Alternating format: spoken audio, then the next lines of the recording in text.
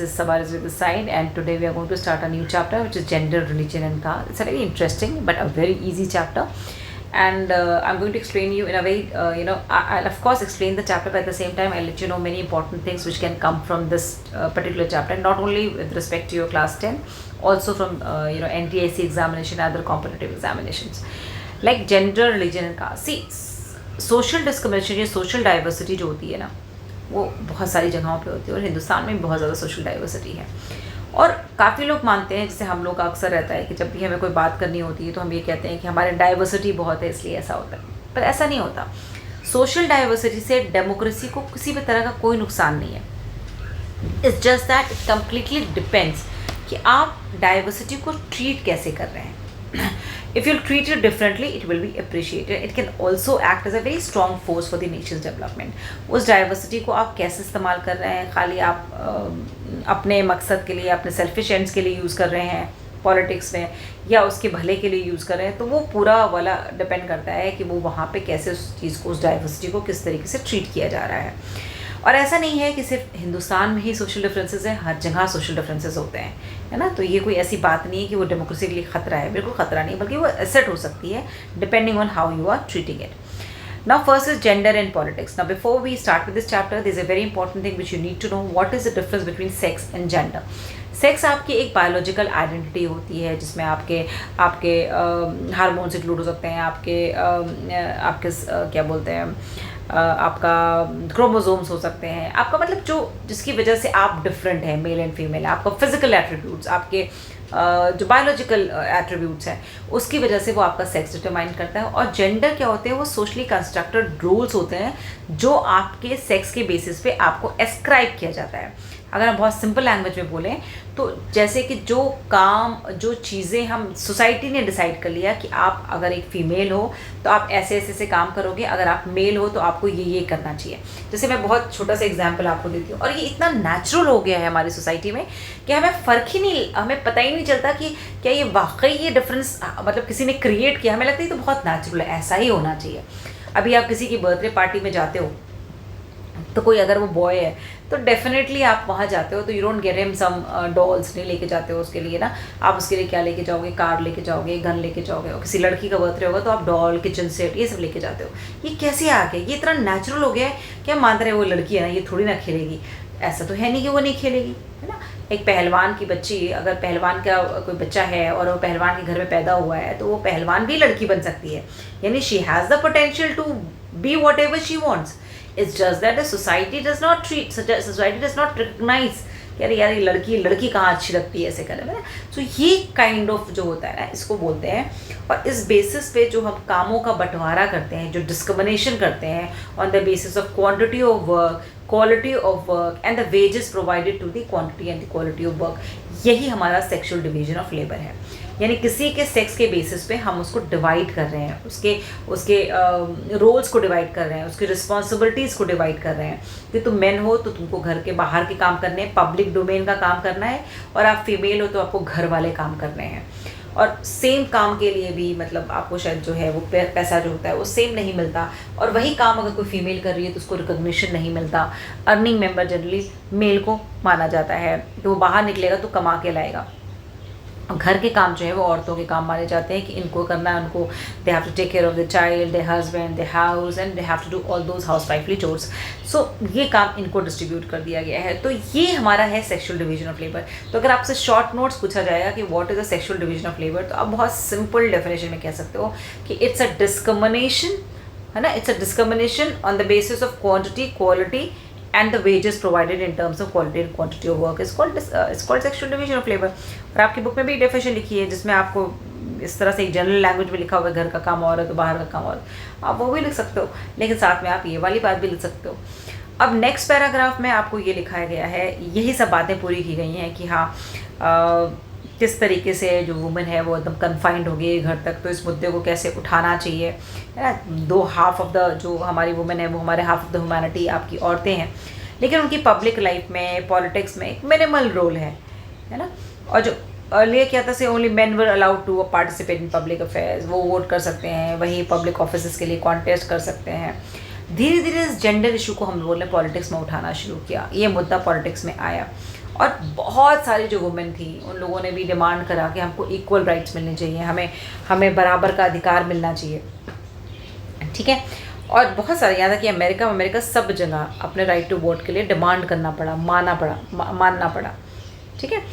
तो उसको मांगना पड़ा लिटरली। हम बहुत ब्लेस्ड हैं कि हमें वोटिंग राइट, जिस दिन हमारा देश आज़ाद हुआ हमें सबको वोटिंग राइट मिल गई। हमें कोई लड़ाई नहीं लड़नी पड़ी कि औरतों को, वुमेन को हमें वोटिंग राइट देना चाहिए। तो ऐसा कुछ हमारे यहाँ नहीं हुआ था, बट लोगों ने कई जगह इसके लिए बहुत कोशिश करी।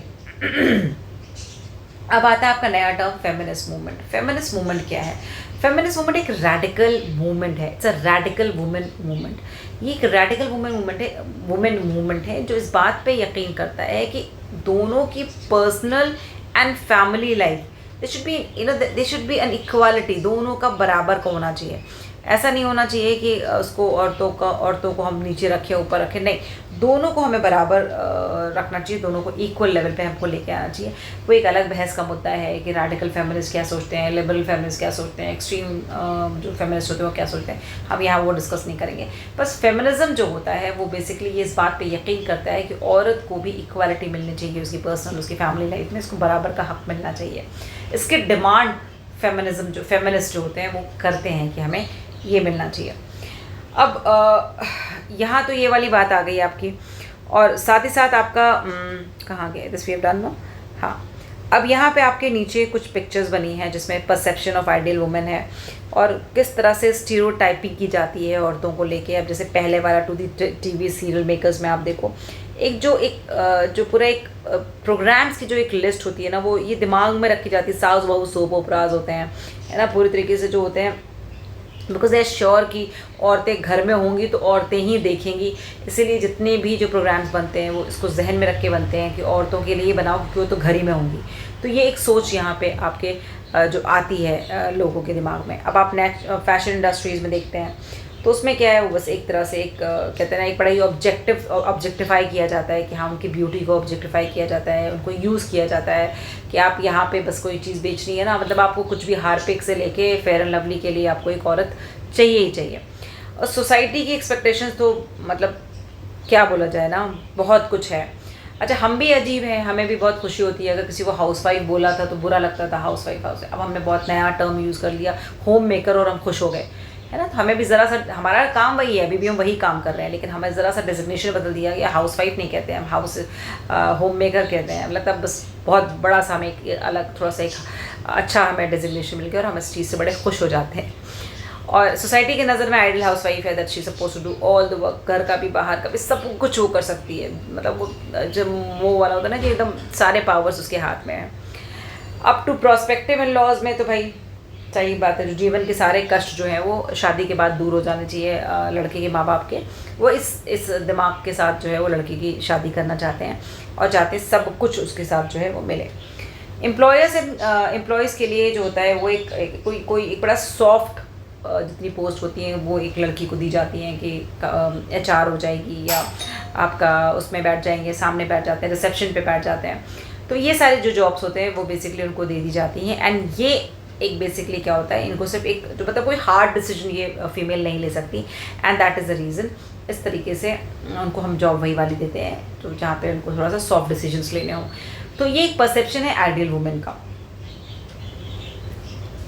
तो this is what is the perception of an ideal women. तो यहाँ पे आपका फेमिनिस्ट मूवमेंट पे है। अब ऑब्वियसली जब फेमिनिस्ट मूवमेंट स्टार्ट हुई जो कि डिमांड करती थी कि जितने भी पॉलिटिकल और लीगल स्टेटस है वुमेन का वो बढ़ जाए, उनकी थोड़ा सा एजुकेशनल, उनकी करियर अपॉर्चुनिटीज़ ताकि बढ़ जाएँ, थोड़ा सा वो पढ़ें लिखें। अब इनकी वजह से जो ये फेमिनिस्ट मूवमेंट हुई हैं उनका क्या था, उनकी कुछ कंडीशंस क्या थी फेमिनिस्ट मूवमेंट से पहले जो प्रॉब्लम थी, जो क्या चीज़ें थी, है ना, जिसकी वजह से उनका फेमिनिज़्म ग्रो किया या फेमिनिज़्म जो आया है उसकी कंडीशन कैसी थी औरतों की। तो भाई उनकी बहुत ही आप कहते हैं ना कि बहुत लो लिटरेसी रेट था, वो पढ़ती लिखती नहीं थी, वो घर में ही रहती थी, उनके लिए तालीम इतनी ज़्यादा इंपॉर्टेंट नहीं रखी जाती थी कि उन्हें घर में ही काम करना है तो उन्हें क्या ज़रूरत है इतना पढ़ने लिखने की। तो उनका जो जाहिर सी बात है इसका रीज़न क्या होगा, फिर बहुत सारा उनका जो लिटरेसी रेट होगा वो ऑब्वियसली कम होगा, है ना। तो वो चीज़ जो है वो कम हो जाती थी। उसके अलावा उनका ये था कि आपका जो सेक्स रेशियो है मेल फीमेल का, तो वो फीमेल का काफ़ी कम होता है। और उसकी वजह भी यही है, जाहिर सी बात है कि उनको घर से बाहर निकलने नहीं देते और घर में उन्हें रहना होता है। तो जब घर में ही रहना होता है तो उनको उनका जो रोल होता है, जो रोल एंड रिस्पॉन्सिबिलिटीज़ होती हैं, मैं लगता है मैं यहाँ से ट्रैक लूज़ कर दिया। पहले मैं I was telling you about the low literacy rate and then I was telling you about the sex ratio, जहाँ पे फीमेल जो है वो कम है और मेल ज़्यादा है, क्योंकि फ़ीमेल को उतना ज़्यादा अहमियत नहीं दी जाती और एक तरह से बर्डन की तरह लिया जाता है, क्योंकि शादी करनी पड़ेगी, उसमें ख़र्चा होगा और जिसकी वजह से हमें बहुत ज़्यादा मतलब वो हो जाएगा, तो हमें इतना ज़्यादा ख़र्चा उनके ऊपर नहीं करना है। तो क्या होता था, पहले ही बच्चों को मार दिया जाता था, चाइल्ड इन्फेंटिसाइड होता था, फ्यूटिसाइड भी होता है। अब तो चलो PNDT एक्ट आ गया है, तो आपको चाइल्ड सेक्स डिटर्मिनेशन बैन है इंडिया में, लेकिन उससे पहले क्या होता है, अभी भी कुछ लोग पता करवा लेते हैं और इस तरीके से लड़की अगर होती है तो मरवा देते हैं। तो सेक्स रेशियो बहुत कम है, उनका कोई पॉलिटिकल रिप्रेजेंटेशन इतना ज़्यादा नहीं है। खैर, अगर हम ये बात करें और अभी आज की बात करेंगे, तो अगर हम कंपेयर करेंगे तो फ़र्क पड़ा है बहुत, है ना। काफ़ी हद तक वुमेन का जो है, जैसे पहली लोकसभा थी उससे 5% औरतों का रिप्रेजेंटेशन था और अब जाके 14 से 15% रिप्रेजेंटेशन औरतों का आ गया है, पॉलिटिकल रिप्रेजेंटेशन। तो ये है आपका तो लो सेक्स रेशियो हो गया, लो लिटरेसी हो गया, लो ये पॉलिटिकल रिप्रेजेंटेशन हो गया। ये सब चीज़ों की वजह से हेल्थ स्टेटस भी उनका ख़राब होता है। जाहिर सी बात है, जब वो कोई इतनी तालीम याफ्ता नहीं है, पढ़ी लिखी नहीं है, तो जाहिर से उनका जो हेल्थ स्टेटस है वो भी उनका काफ़ी ख़राब होता है। तो और जाहिर सी बात है, जो प्रोपोर्शन है वुमेन का जॉब्स वगैरह में वो कम है, और अगर है भी तो उतनी ज़्यादा उनको सैलरी नहीं मिलती है ना। और अभी क्या है कि इसी वजह से आपका ये बहुत इंपॉर्टेंट है, ये इक्वल रेम्युनरेशन एक्ट हर लिहाज से ये इंपॉर्टेंट है। कब पास हुआ था? 1976 में पास हुआ था इक्वल रेम्युनरेशन एक्ट 1976 का, जो कि equal wage should be paid to equal work, ये वाली डिमांड करता है कि सेम काम के लिए सेम पैसा पे करना चाहिए। अच्छा, कभी कभी एक और क्वेश्चन आपसे पूछ सकते हैं किसी भी जगह पे कि क्या पॉलिटिकल एम्पावरमेंट सोल्यूशन है इनइक्वालिटी ऑफ वुमेन का? जो वुमेन के साथ इनइक्वालिटी की जा रही है, तो क्या इसका सोल्यूशन पॉलिटिकल एम्पावरमेंट है? तो आप क्या बोलोगे? आप बोलोगे हाँ है, क्योंकि फेमिनिस्ट ग्रुप ये बात मानते हैं कि जो पॉलिटिकल एम्पावरमेंट है, ये सबसे इफेक्टिव तरीका है कि वुमेन इंजॉय कर सकती है इक्वालिटी। और ये मानते कि जब तक वुमेन के पास ये पावर नहीं होगा ना, उनकी प्रॉब्लम्स कभी भी एडिक्वेट अटेंशन नहीं मिलेगा। ऑब्वियसली अगर एक मेंबर ऑफ पार्लियामेंट में मान लो 2-3 औरतें हैं सिर्फ, और 30 मर्द हैं और 3 औरतें हैं, तो वो बेचारी क्या करेंगी? कुछ नहीं करेंगी, है ना। दिवाली पे खाली मिठाई ले आएंगी, ईद पे सेवैयाँ ले आएंगी, उससे ज़्यादा जितने भी मेल स्टाफ, उससे ज़्यादा उनका कोई रोल नहीं रहेगा। तो जितना ज़्यादा रिप्रेजेंटेशन होगा, उतनी ज़्यादा इफेक्टिवली वो अपनी बात को रख पाएंगी। तो उनका रिप्रेजेंटेशन बढ़ना बहुत ज़रूरी है। जब वो पावर को शेयर करेंगी और पॉलिसी डिसीजन में अपना रोल रखेंगी, तो ही उनकी प्रॉब्लम जो होगी वो एक तरह से प्रॉपर अटेंशन उसको मिलेगा। और जैसे हमेशा से अब अगर ये पूछा जाए कि आप किस तरह का इस बात को आप प्रूव के साथ करना चाहोगे, तो ऑफ कोर्स कह सकते हो कि पूरा पास्ट एक्सपीरियंस भी ऐसा रहा है। जैसे डिसएडवांटेज ग्रुप ने हमेशा मतलब उनकी सिचुएशन इंप्रूव हुई है जब उनको पॉलिटिकल रिप्रेजेंटेशन मिला है ना। चाहे वो आप SC/ST की बात कर लो या किसी की बात कर लो, अगर आपको जब उनको पॉलिटिकल रिप्रेजेंटेशन हमने दिया तो उनकी सिचुएशन जो है बेटर हुई है। तो ऑफ कोर्स पॉलिटिकल रिप्रेजेंटेशन जो है वो औरतों के लिए बेहतर होगा। अब एक अगर आपको एग्जाम्पल देना है तो आप लोकल गवर्नमेंट बॉडीज़ का एग्जाम्पल दे सकते हैं। और अब तो बहुत अच्छी बात हो गई है कि अब हमारे पास भी जो है रिजर्वेशन 106 अमेंडमेंट एक्ट 2023 का आ गया है, जिसमें 1/3 सीट आपकी लोकसभा की, आपके स्टेट लेजिस्लेटिव असेंबली में, और जो लेजिस्लेटिव असेंबली है NCT ऑफ दिल्ली, वहाँ सब जगह औरतों को रिजर्वेशन मिल गया है। तो ये एक बहुत अच्छा एक वो है इनिशिएटिव है, और जिसकी वजह से हमें वुमेन्स का जो है पॉलिटिकल रिप्रेजेंटेशन होने से हमें फ़ायदा मिलेगा, उन्हें फ़ायदा मिलेगा। ठीक है, तो ये आपका यहाँ पे है। तो यहाँ तक जो भी आपने पढ़ा उसमें बस फेमिनिज्म मूवमेंट इंपॉर्टेंट है आपका। क्या पॉलिटिकल रिप्रेजेंटेशन से कोई फ़ायदा हो सकता है, एक जनरल क्वेश्चन ये पूछ सकता है। और ये भी पूछ सकता है कि अगर जो सेक्सुअल डिवीजन ऑफ लेबर है उसका रिजल्ट क्या हुआ। तो आप low literacy, low sexual age, low health status, low मतलब एजेस, ये सारी चीज़ें आप उसमें लिख सकते हो। उसके बाद आपका यहाँ पे आता है वुमेन पॉलिटिकल रिप्रेजेंटेशन पे, मैंने आपसे बता दिया है, और जिसमें आपको आज का जो नया बिल आया 106 जो आया है उसके बारे में आप ज़रूर लिखेंगे। ठीक है, कि जो 106 अमेंडमेंट एक्ट आया है, कॉन्स्टिट्यूशनल अमेंडमेंट एक्ट, ये हमारा जो है बेसिकली आपका इसका जो नया नाम भी हो गया। इसका नाम जो नया है वो वुमेन रिजर्वेशन बिल नहीं है, नारी शक्ति वंदन अधिनियम है। तो ये भी आप लिख सकते हो। ठीक है, नारी, बड़ा गंदा लगता है ऐसे लिखने में, है ना। तो इट इज़ नारी शक्ति वंदन अधिनियम। तो इस तरीके से आप इसका ये भी याद कर लेते हो, आपका करंट अफेयर्स की भी एक चीज़ तैयार हो जाएगी। तो मैंने आपको बताया 5% से लेकर 24% तक 15% तक आपका वुमेन रिप्रेजेंटेशन हो गया है। इस चैप्टर को मैं लाइन बाय लाइन नहीं कर रही क्योंकि मुझे लग नहीं रहा कि इसमें इतना डिटेल में जाने की ज़रूरत है। कुछ चीज़ें इसमें बहुत इंपॉर्टेंट नहीं है, एक ही बात को घुमा फिरा के बार बार वो बात कही गई है, तो कोई मतलब नहीं है कि हम टाइम को इतना ज़्यादा लगाएं इसमें। तो ठीक है, ये वाला हमने कर लिया और बस यहाँ तक ही हम करते हैं। ये पिक्चर आपको समझनी है तो इस पिक्चर में देखिए कि बेसिकली लोग वुमेन रिजर्वेशन के बिल की तो बात कर रहे हैं, उनको देना चाहते हैं। कहीं ना कहीं जो एक सोच है पेट्रियार्की की, जहाँ पे मतलब मेल को ये लगता है कि नहीं इनको हम दे देंगे, पावर में आ जाएंगे, डिसीजन ले लेंगे तो शायद हमारे लिए प्रॉब्लम हो जाएगी। और यही वजह है कि वुमेन रिजर्वेशन बिल को आने में इतना टाइम लग गया। कहीं ना कहीं वो चीज़ डिपेक्ट करती है। और इसमें दिखा रहा हर गेट पे वो खड़े हैं रास्ता रोके हुए और ऊपर से इस बात को क्लेम कर रहे हैं कि we will have, don't worry, will find a way for you. So this is all for today. और please go through the text, और अगर आपको लगता है कि कोई लाइन कोई चीज़ मिस हो गई है मुझसे तो प्लीज़ लेट मी नो। और बट यहाँ तक जो मैंने बता दिया बस 2-3 क्वेश्चन इंपॉर्टेंट है किसी भी कॉम्पिटिटिव एग्जाम से या आपके ये क्लास 10 के बोर्ड एग्जाम के लिहाज से।